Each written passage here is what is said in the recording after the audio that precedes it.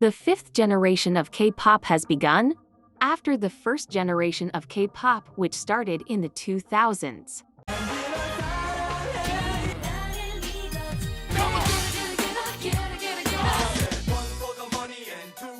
The second, which followed with iconic groups.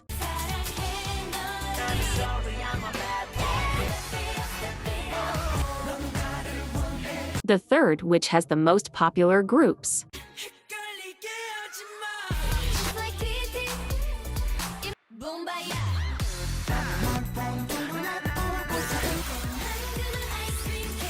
Here we are at the beginning of the fifth and the end of the fourth.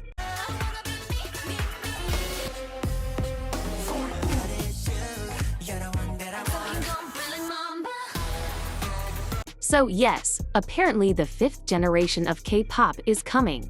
For several months, K-pop fans have been wondering when the fifth generation will start, as the fourth is approaching its 7th birthday. But does a K-pop generation really have a duration, a specific date of when it begins and ends? Well, no, it is not calculated. Everyone got it into their heads that because a band contract lasts at least 7 years, a generation must be 2.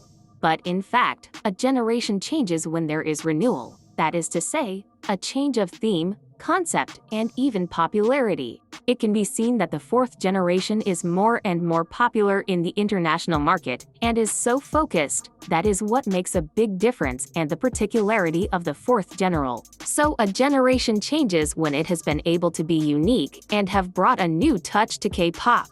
For example, the first generation and the one that started K-pop, the second called the Golden Age or the Golden Era, had more catchy sounds, focusing more on stage presence, and of course, let's not forget the creation of the first lightstick by Big Bang. The third gen of K-pop is the one that started to be internationally popular and have international recognition. But imagine, if a generation really changed after 7 years, why the third generation only lasted 4 years? And the first generation of 10 years? There is a big difference in the duration. And again, I would say that the generations are not very fixed. Some say that the first started in 1992, others 1996. And the fourth generation had a pre-generation, from 2017 to 2019. It's complicated to say, but anyway, the generations do not have a precise start and end date. But wait, are we ready to move on to a new generation? Did the fourth generation bring anything new? The fourth generation still has potential. Many third-generation bands are still at the top of their popularity, and the fourth is also very active. I would even say that with the arrival of 2022 bands like lesserafim, NewJeans, IVE, 50/50, and many others, have just revived a hype around the fourth generation, and the popularity continues to increase day by day. And the arrival of Baby Monster will only intensify this enthusiasm. If a fifth generation were to start, it should have been in 2022, with the bands I mentioned earlier.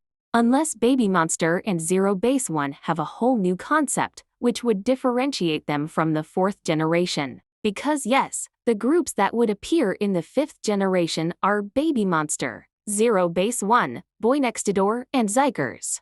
I really think that before jumping to hasty conclusions, we have to wait for the beginnings of the next bands to see if they really have something different than the other generations. Anyway, I hope you enjoyed this video. Don't hesitate to give your opinion in the comments, and I say goodbye.